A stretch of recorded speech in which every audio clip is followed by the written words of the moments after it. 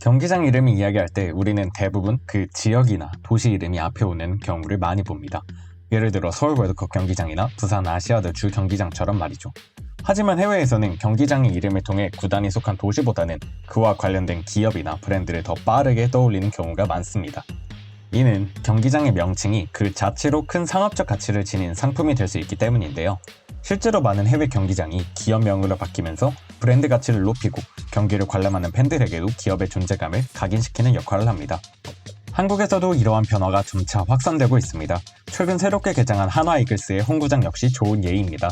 하나는 하나생명볼파크라는 이름을 원했지만 한국의 경우 경기장의 소유권이 지주체이기 때문에 대전시가 지역 이름을 포함시킬 것을 강력히 요구했습니다. 결국 대전 하나생명볼파크라는 이름이 탄생하게 되었죠. 이처럼 경기장 명명권을 둘러싼 논의는 점점 더 중요해지고 있으며 많은 구단들이 이를 통해 광고 효과를 얻고 브랜드 가치를 높이려는 노력에 집중하고 있습니다. 그렇다면 경기장의 명명권은 언제부터 시작되었고 왜 이렇게 중요한 역할을 하게 된 것일까요? 오늘은 그 이야기를 함께 알아보겠습니다. 명명권이란 기업이 자사의 브랜드를 홍보하기 위해 프로스포츠 구단이나 경기장의 이름에 대해 일정 비용을 지불하여 사용 권한을 얻는 것을 말합니다. 이를 통해 기업은 대중에게 브랜드 인지도를 높이고 스포츠 팬들과의 접점을 확대하여 친밀도를 증가시킬 수 있습니다. 예를 들어 경기장 이름에 기업명이 들어가거나 구단명과 브랜드를 결합해 홍보하는 방식으로 활용됩니다. 명명권은 스포츠와 비즈니스를 연결하는 대표적인 마케팅 전략 중 하나로 경기장과 구단의 수익을 제공하는 중요한 역할을 합니다. 해외 스포츠 시장에서는 경기장 명명권 거래가 매우 활발히 이루어지고 있으며 특히 미국에서는 기업들이 경기장 신축 비용보다 더 큰 금액을 지불하고 명명권을 구매하기도 했습니다. 경기장 명명권, 즉 스타디움 네이밍 라이트는 구단의 주요 수입원 중 하나로 자리 잡았지만 구단의 홈구장이 자본의 논리로 이름이 바뀌는 씁쓸한 현상이라는 비판도 존재합니다. 그럼에도 불구하고 명명권 판매를 통한 수익은 구단이 시즌을 운영하는 데 큰 기여를 합니다. 예를 들어 MLB 뉴욕 매치의 홈구장인 시티필드는 20년간 4억 달러 규모의 명명권 계약을 체결하여 시설 유지 및 운영비를 충당했습니다. 이 계약을 통해 기업은 자사의 이름을 지속적으로 노출시키고 소비자와의 접점을 강화하며 팬들은 자연스럽게 해당 기업과 팀을 동일시하게 됩니다. NBA 토론토 랩터스의 홈구장 스코샤뱅크 아레나는 연간 약 370억 원 규모의 명명권 계약을 통해 기업 브랜드 인지도를 높였습니다. 또한 켄터키 대학교의 야구 경기장 켄터키 프라우드 파크는 지역 농산물 홍보 캠페인을 통해 지역 정체성을 강화하며 지역 기업이 명명권을 획득한 경우의 이점도 보여줍니다. 이와 같은 명명권 판매는 스포츠 구단과 기업이 상호 윈윈하는 구조를 만들어가고 있습니다. 여기에 대한 관심은 매우 크며 일레벤트의 설문조사에 따르면 응답자의 59%가 좋아하는 스포츠를 후원하는 기업의 제품을 구매할 가능성이 더 높다고 답했습니다. 즉, 팬들이 특정 팀을 응원함으로써 자연스럽게 그 팀의 후원사인 기업의 제품을 선택하는 경향이 있다는 것이죠. 이러한 명명권 거래는 주로 북미 스포츠 시장에서 활발히 이루어지며 미국뿐만 아니라 대학 운동부의 경기장도 기업의 명명권을 판매하는 경우가 많습니다. 하지만 국제대회에서는 구장의 본래 이름을 사용해야 한다는 규정이 존재합니다. 국제스포츠기구가 주관하는 대회의 경우 대회 기간 동안 기업의 이름을 명명권으로 사용하는 것을 금지하고 있습니다. 이는 공식 스폰서가 이미 대규모 광고비를 지출하고 있기 때문에 기업 간의 명명권 계약만으로 이득을 보는 것을 방지하려는 취지입니다. 예를 들어 다가오는 2026 피파 월드컵에서는 미국, 캐나다, 멕시코의 주요 경기장에 사용되지만 기존 명명권을 가진 기업의 이름 대신 도시 기반의 명칭으로 변경됩니다. 뉴저지의 매트라이프 스테디움은 뉴욕 뉴저지 스테디움으로, 마이애미의 하드락 스테디움은 마이애미 스테디움으로 변경됩니다. 이처럼 국제대회에서는 기업의 영향력을 제한하고 중립적인 명칭을 사용하는 방식으로 명명권이 적용됩니다. 그렇다면 명명권의 시초는 언제였을까요? 사실 명명권의 첫 번째 사례에 대해서 의견이 분분합니다. 첫 번째 의견은 1912년 보스턴 레드삭스의 홈구장인 펜웨이 파크를 명명권의 시초로 보는 시각입니다. 당시 구단주였던 존 아이 테일러는 경기장의 이름을 자신의 부동산 회사에서 따온 것이라 추측되고 있지만 테일러 본인은 보스턴의 펜웨이 캔모어 지역에서 유래했다고 주장하여 논란을 일으켰습니다. 두 번째 의견은 1926년 시카고 컵스의 홈구장인 리글리 필드를 시초로 보는 시각입니다. 이 구장은 1914년 위그먼 파크로 개장한 후 윌리엄 리글리 주니어의 이름을 따서 리글리 필드로 변경되었습니다.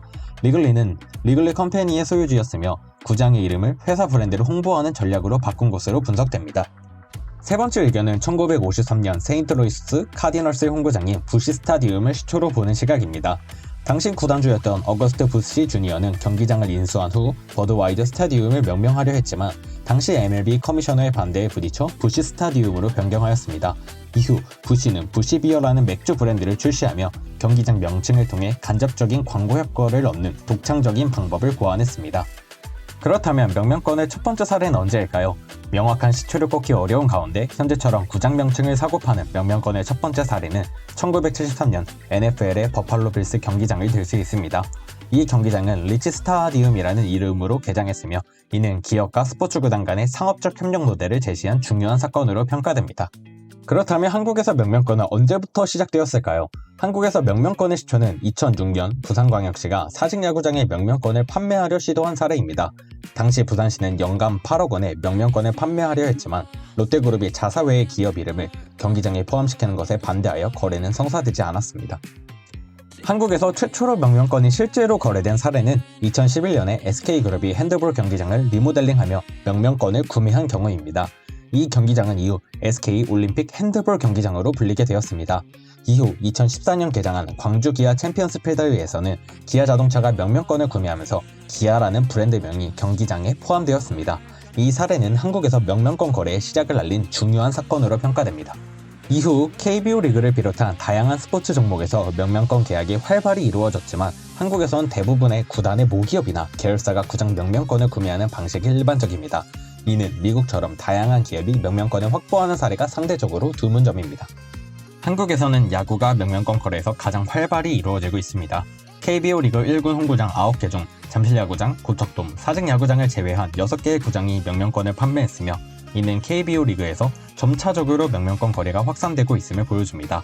서울시 소유의 구장들은 구장 광고권에서도 구단을 배려하지 않는 경우가 많아 명명권 판매 역시 수익의 일부로 제공할 수 있음에도 불구하고 아직까지 판매되고 있지 않습니다. 특히 부산의 사직야구장은 롯데가 모기업이 아닌 타 기업의 이름에 대한 명명권 판매의 거부 의사를 밝혔고 당분간 사직야구장은 그대로 사용할 가능성이 큽니다. 해외에서는 명명권 거래가 더욱 활발히 이루어지고 있으며 특히 미국에서는 자본주의의 최전선에서 명명권 거래가 이루어지고 있습니다. 북미 스포츠 시장에서 명명권 거래는 이미 일상적인 일이 되어 2023년 기준으로 NFL, NBA의 97%, NHL의 94%, MLB의 77%, MLS의 90%가 이미 기업명 또는 브랜드명과 결합된 명칭으로 사용되고 있습니다. 북미의 주요 리그들에서 대부분의 경기장이 이미 명명권 거래를 통해 브랜드화되었고 그 과정에서 기업들은 수많은 팬들에게 자신들의 브랜드를 노출시키는 동시에 구단들은 대규모 수익을 얻고 있습니다. 가장 높은 금액의 명명권을 거래한 사례는 크립토닷컴 아레나입니다. 이 경기장은 2021년 암호화폐 거래소인 크립토닷컴이 7억 달러의 20년 계약을 체결하여 새로운 명칭이 붙어졌습니다. 이전엔 스파이 스타디움이 가장 비싼 거래로 유명했으며 이 경기장은 건설 비용만 6조 원이 넘는 규모로 LA 램즈와 LA 차저스의 홈구장으로 사용되고 있습니다. 또한 KFC와 같은 독특한 명명권 거래 사례도 있습니다. 2010년 루이빌 대학 농구부의 홈구장 KFC 염센터는 염브랜즈가 1,350만 달러를 지불해 명명권을 인수한 사례로 이러한 사례는 기업들이 경기장 명명권을 통해 자신의 브랜드를 대중에 알리는 효과적인 수단으로 활용하는 방식을 보여줍니다. 유럽에서도 명명권 거래가 활발히 이루어지고 있으며 FC 바르셀로나는 2022년에 스포티파이와 3억 1천만 달러의 계약을 통해 스포티파이 캄프누 이름으로 경기장을 리브랜딩했습니다. 독일의 바이에른 뮌헨은 알리안츠와의 계약을 맺어 명명권을 판매했으며 영국 아스날은 2004년 에미레이트 항공과 계약을 통해 에미레이트 스타디움으로 명명되었습니다. 그러나 모든 구단이 명명권을 판매하는 것은 아닙니다. 명명권을 판매하지 않는 대표적인 예시로는 메디슨 스퀘어 가든과 양키 스타디움이 있습니다. 이들 구장은 역사적 상징성과 위치적 특성 덕분에 브랜드화되었기 때문에 구장 이름을 변경하는 것이 어렵습니다. 메디슨 스퀘어 가든은 뉴욕 닉스와 뉴욕 레인저스의 홈구장이자 세계에서 가장 유명한 경기장 중 하나로 이름 자체가 브랜드화되어 있기 때문에 명명권을 판매하지 않습니다. 레알 마드리드의 산티아고 베르나베우 역시 전통성과 팬들의 애정이 깊어 명명권 판매 협상이 있었으나 팬들의 반발과 구단의 정통을 고려하여 협상이 중단되었습니다. 비슷한 사례로 맨체스터 유나이티드의 올드 트래포드와 리버풀의 안필드도 전통적인 가치와 팬들의 애정을 고려해 명명권을 팔지 않고 있으며 최근 들어 명명권 판매를 고려하고 있다는 보도가 있기는 합니다. 또한 인터밀란과 나폴리는 각각 스타디오 주세페 메이차와 스타디오 디에고 마라도나로 전설적인 선수들의 이름을 붙여 상징적인 명칭을 사용하고 있어 명명권 판매를 고려하기 어려운 상황입니다. 몇몇 구단들은 명명권 판매를 원하지만 기업들이 제시한 금액에 만족하지 않아 계약을 체결하지 못하는 경우도 있습니다. 예를 들어 토트넘 홈스퍼는 새로운 경기장 건설 후 명명권 계약을 원했으나 구단이 요구한 금액을 충족하는 기업을 찾지 못해 계약이 지연되고 있습니다. 예상 가격은 최대 4억 파운드에 달하며 나이키, 아마존, 구글 등이 경쟁한 것으로 알려졌습니다. 현재는 코카콜라와 협상 중인 상황입니다.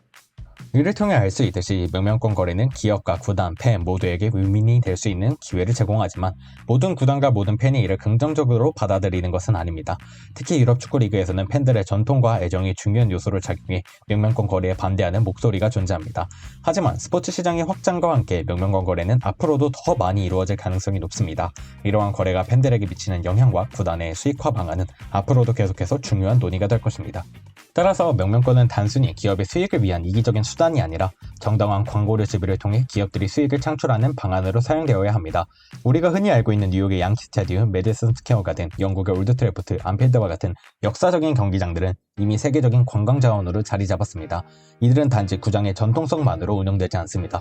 전통을 지키는 것 또한 중요하지만 그럼에도 불구하고 자본주의적인 접근을 받아들여야 할 때가 있습니다.